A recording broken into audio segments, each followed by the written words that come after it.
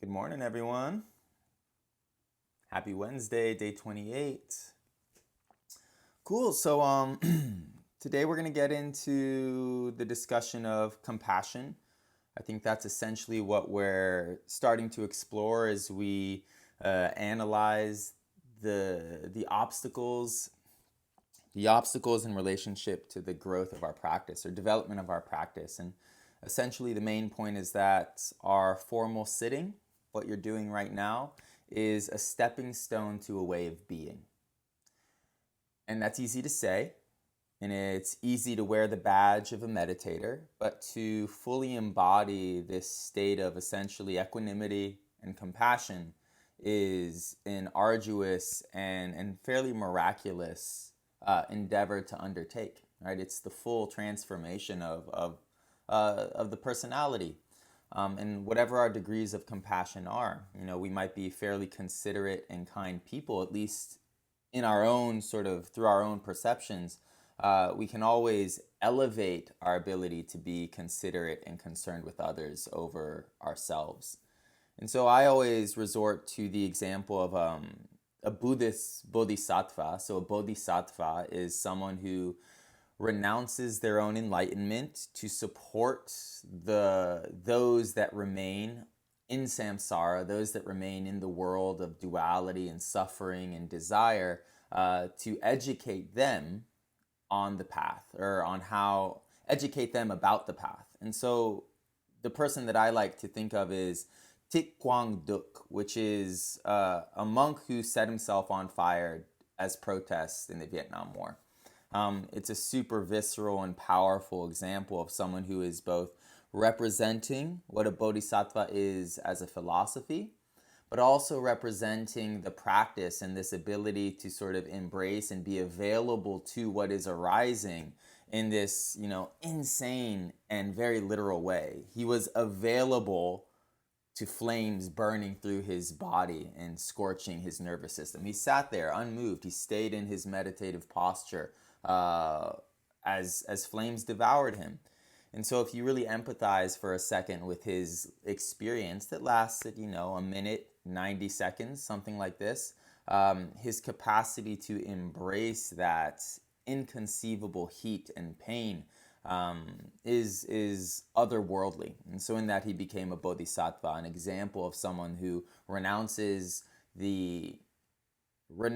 his immediate well-being for the well-being of others. He is a being of service in this really dramatic way. And then the concept again spiritually is that he was obviously an enlightened being because he was willing to make this choice.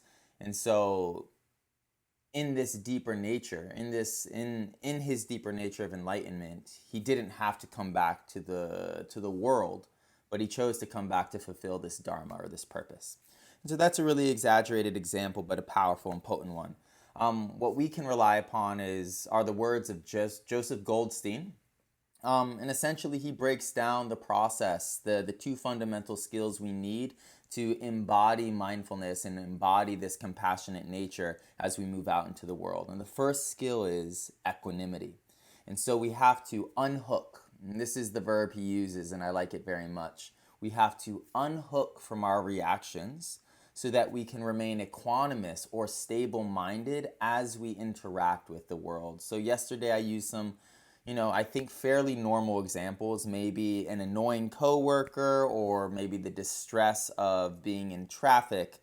If we can unhook from our reactivity, unhook from our assumptions of what traffic is or what the consequences of traffic are, or unhook from our reactions or assumptions of this person that is maybe yapping our ear off, we can see them from a clear mind, what's called clear sight.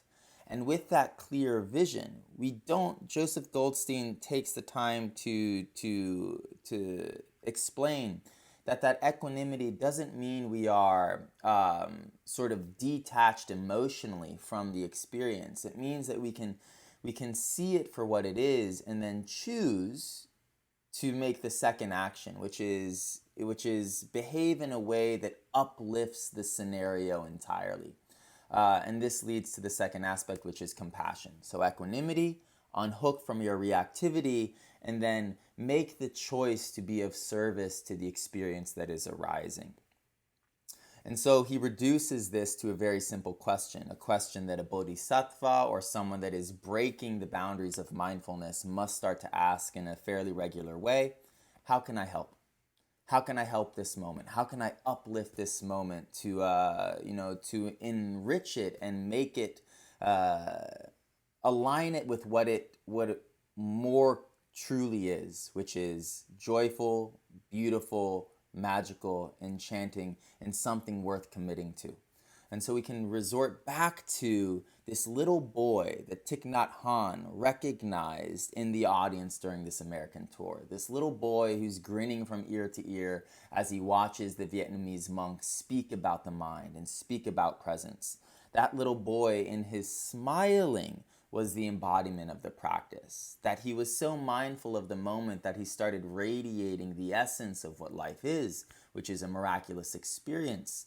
And as Thich Nhat Hanh says, thank you, little boy. Or the little boy, as Thich Nhat Hanh acknowledges the little boy, and the little boy says thank you to Thich Nhat Hanh, Thich Nhat Hanh reverts the sort of power dynamic and says, no, no, no. Thank you for being the embodiment of this practice. Thank you for helping me by smiling into this moment, reminding me of the joy that is innate to every experience. And so I think that's pretty much it. Again, the main points are we are unhooking from our reactivity. And when you're practicing and sitting there and trying to connect to the moment, maybe it's happening as you're listening to me now, you must unhook from your concepts. And from there, you touch equanimity. You realize you're interacting with a virgin moment, and that this virgin moment is innocent and beautiful and incorruptible. And from that stable mind and clear sight, you can make a choice. And that choice is dissolved or reduced into a simple question. How can I help this moment? And that help doesn't have to be literal or contained in how we usually think of helping or being of service. You can help a moment by breathing mindfully. You can help a moment by looking at something compassionately. You can help a moment with nonverbal gestures. And so as we practice today, I want you to ask yourself while you are in the formal practice, how can I help myself? How can I help myself in this stillness? Maybe you're impatient. Maybe you're reactive. Maybe you're judgmental. Ask that simple question when you hear the bell strike, and then answer that question or embody the answer to that question through non-verbal and almost non-physical gestures. Alter the way you're breathing. Alter the way you're thinking. Alter the way you're sitting, and see if that doesn't uplift you. See if you can't become this anonymous smiling child for yourself and for your own personal moment. Cool? All right, let's do this. Comfortable seated position.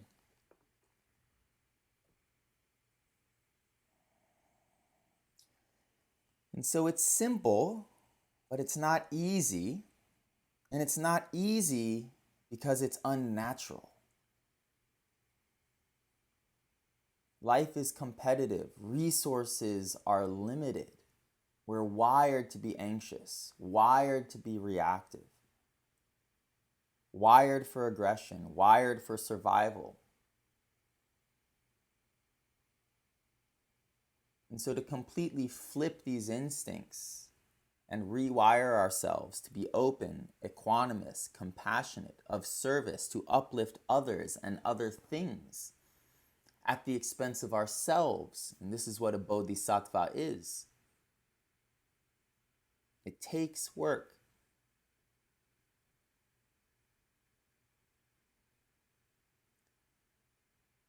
And so this formal practice, this sitting, is only a stepping stone into a way of being. And if you thought the practice was difficult, redefining our way of being is by far more strenuous, but in that more miraculous, more worthwhile. Slow your breath. The simple question, how can I help? When you're out in the world, breaking the narrow concepts of what practice is, How can I help others? But when you are in your practice, how can I help myself?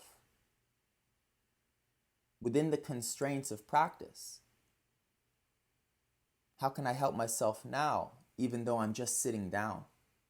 What can I adjust in this scenario? It's your breath. It's the tension in your body. And it's your state of mind.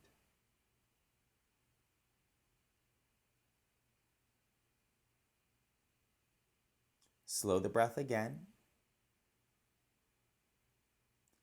That is an act of service to yourself.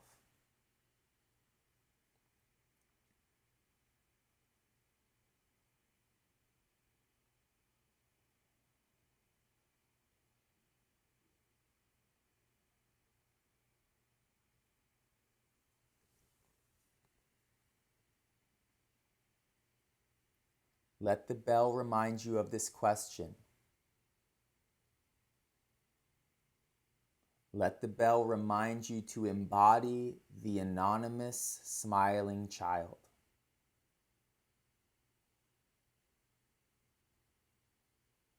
Let the bell remind you to uplift this experience of now.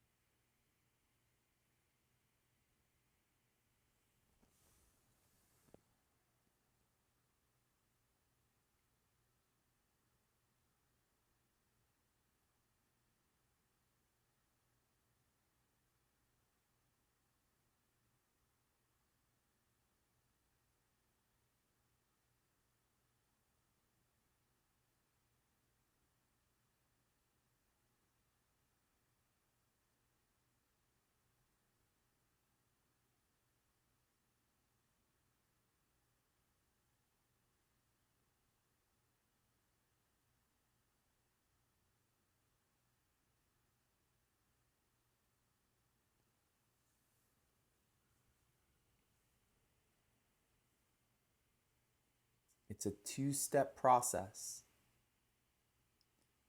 Unhook from judgment. Unhook from reactivity. Do that right now.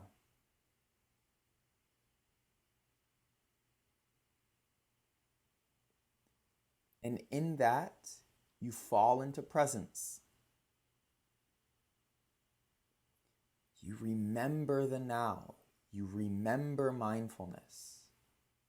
This is equanimity.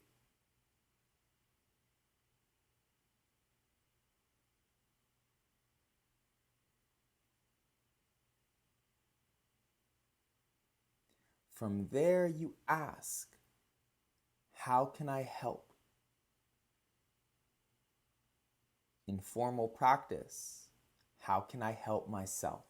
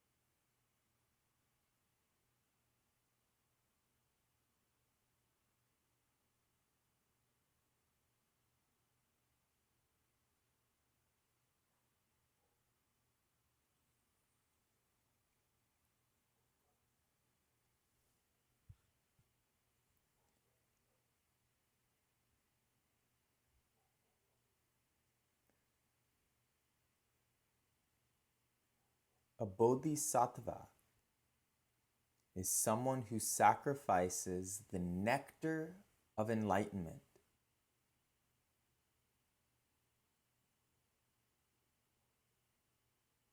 and comes back into samsara, back into life, into birth and death, into suffering, into desire and dissatisfaction for the well-being of others. The myth is they come back as a teacher, a Buddha.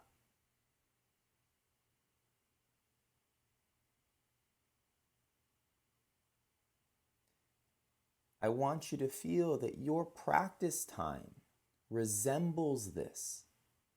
You are sacrificing your productivity,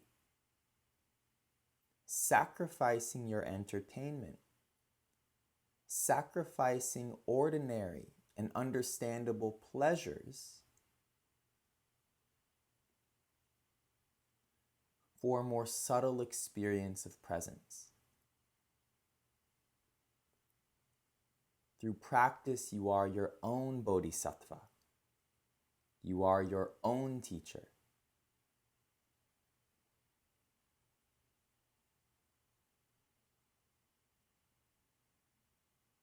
Through practice, you are helping yourself.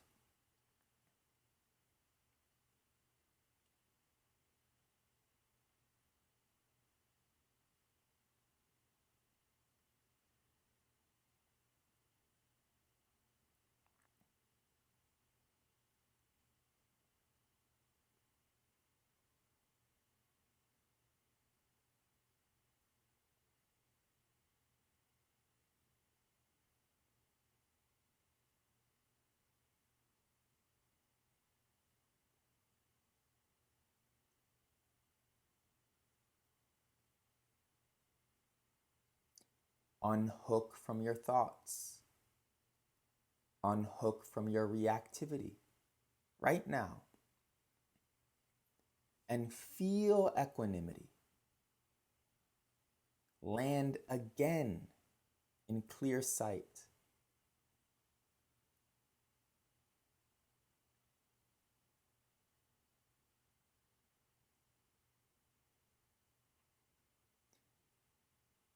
From here, again make the choice to help yourself with a smile, with a steady breath, with the release of tension.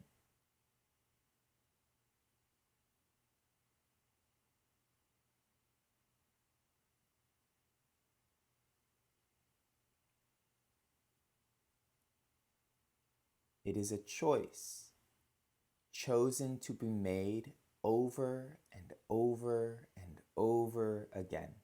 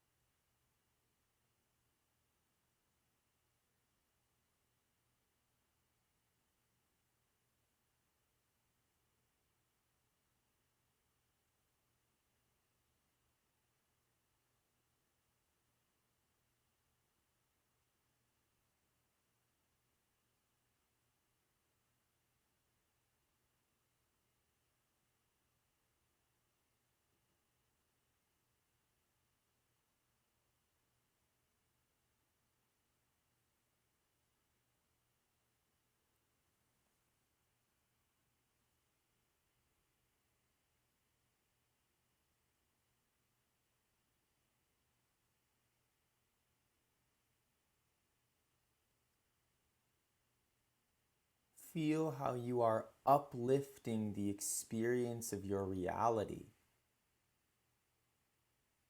through very subtle adjustments in your state of mind and through your physiology.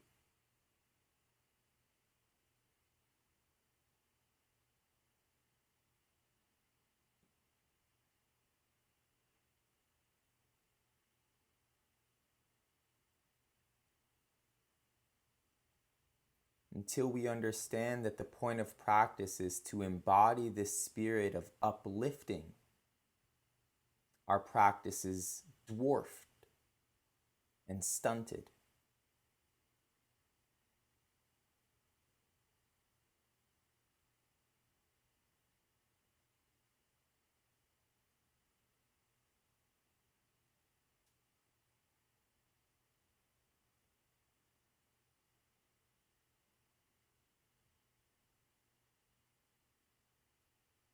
The idea is to make ourselves available to every moment, every encounter. Everything is a bell.